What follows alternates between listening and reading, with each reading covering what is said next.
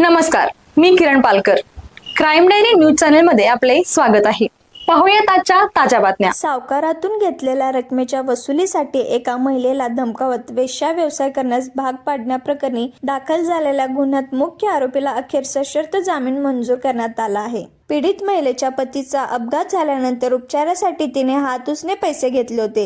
मात्र या रकमेवर अवाजवी व्याज लावत आरोपीकडून सातत्याने पैशाची मागणी करण्यात येत होती. एवढेच नव्हे तर जास्त व्याज रक्कम वसूल करण्यासाठी पीडित महिलेला आणि तिच्या कुटुंबियांना जीवे मारण्याचे धमकी देत तिला वेश्या व्यवसाय करण्यास भाग पाडल्याचा गंभीर आरोप करण्यात आला.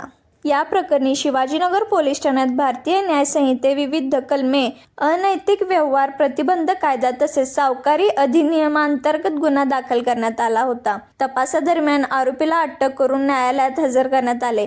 त्यानंतर आरोपीच्या वतीने ॲडव्होकेट लाजी मुजावर यांनी न्यायालयातील जामिनासाठी अर्ज दाखल केला. फिर्यादीकडून आरोपीचा पूर्व इतिहास किंवा साक्षीदारांवर दबाव आणल्याचा कोणताही ठोस पुरावा नसल्याचा युक्तिवादात बचाव पक्ष केला. दोन्ही बाजूचा युक्तिवाद ऐकल्यानंतर आणि तपासाचा टप्पा विचारात घेत न्यायालयाने मुख्य आरोपीला सशर्त जामीन मंजूर केला आहे.